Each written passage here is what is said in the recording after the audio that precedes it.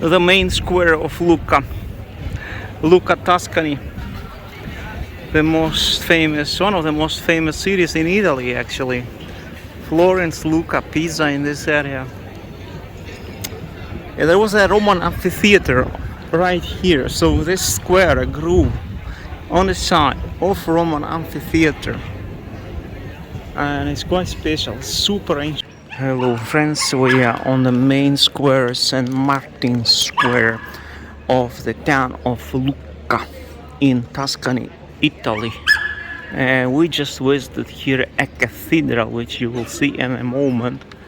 This is the main cathedral of Lucca in Tuscany, one of the most ancient cities in Italy, and it's one of the most ancient churches in the world, because its construction started in the 6th century during the bishopric of Saint Fredian, famous saint from Lucca, who diverted the river. He was Irishman, who was the bishop of the city in old days, who diverted the river by simply dragging a hoe after himself, and the river followed him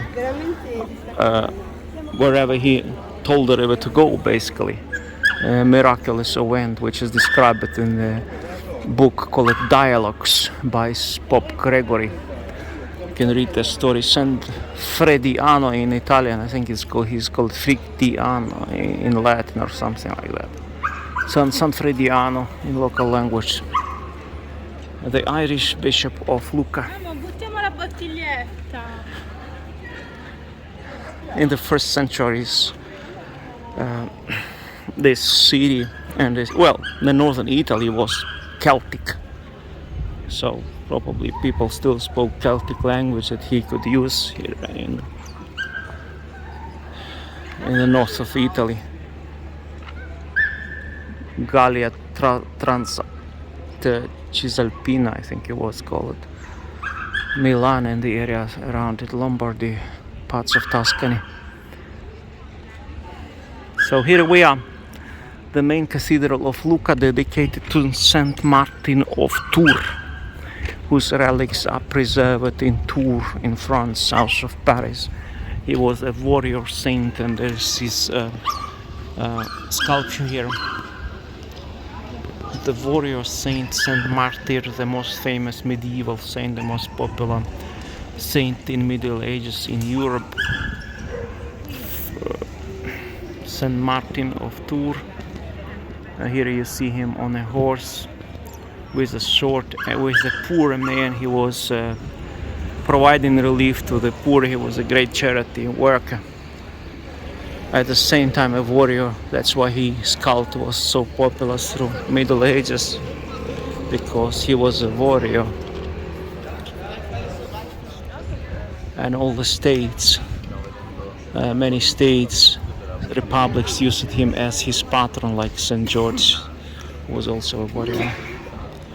Remarkable sculptures, and there is one very holy object preserved in this church, and it's called the Holy Image of Christ. It's a wooden crucifix which is believed to be of supernatural origin, and it has some healing powers, believed to be a miraculous image of Christ, which got formed by itself after Nicodemus, the Pharisee who followed Christ, tried to depict Christ by his own means, like carving the wood, and all of a sudden, when he already gave up attempting to do this, the image formed itself, and it is kept here in this church in a sepulchre, like in a small chapel.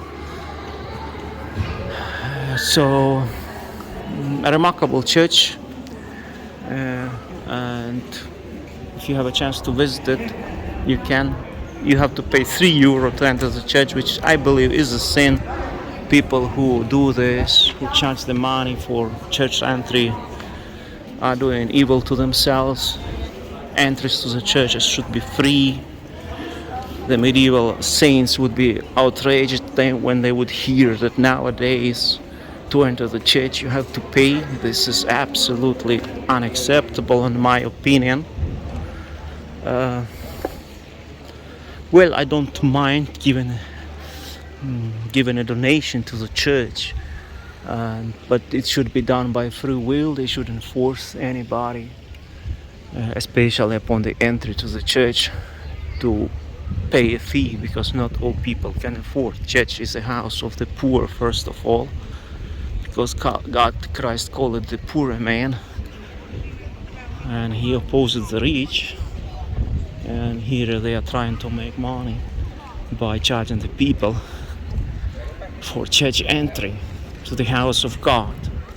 I wouldn't like to do this job, and I don't recommend anyone to engage in this, despite the fact that it is done by the state or some city authorities.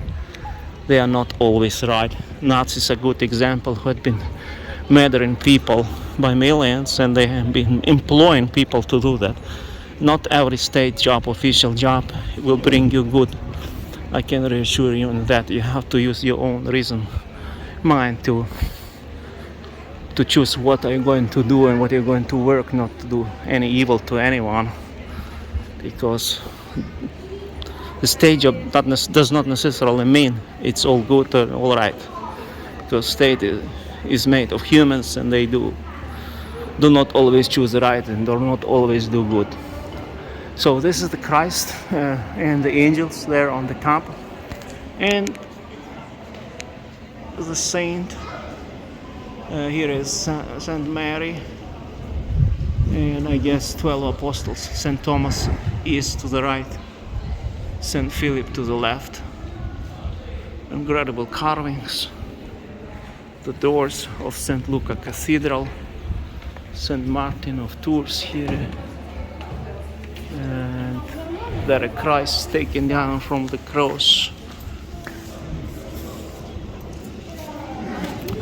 Well, incredible cathedral, incredible carvings, beautiful church, very ancient one, in the city of Lucca, Tuscany, Italy. All the best. Another spectacular church in Lucca, church of Archangel Michael. What is special about this church? Inside of the church they have relics of Armenian pilgrim, Armenian saint called San Davino. He abandoned all his goods, everything he had, and he decided to travel to Jerusalem and Rome and Santiago de Compostela. When he visited Holy Land in Rome, he stopped here in Lucca on his way to Spain and got sick and died. But he was a holy man, because after his days, his relics, miracles started to happen in his grave. Angels were seen with incense, healings were taking place and things like that. So he was canonized and taken out of the grave, and his relics are kept here right below the altar of the church. The Armenian saint called San Davino. I read his story, here it's right next to his story, that's why I'm telling you. But this is the saint of San Davino, the Armenian pilgrim who died here in Lucca. Like Saint Richard, the same happened to Saint Richard the King, English King of Wessex. About the same time that he also traveled to Holy Land, and he also died here, but his relics are in a different church. It's San Davino, Armenia, born in Armenia. You can stop it and you can read it in detail. So you can stop the video and read it, and what is written here. Yes. So there you see him. I'm buried here in Lucca. All the best to you. I have to go.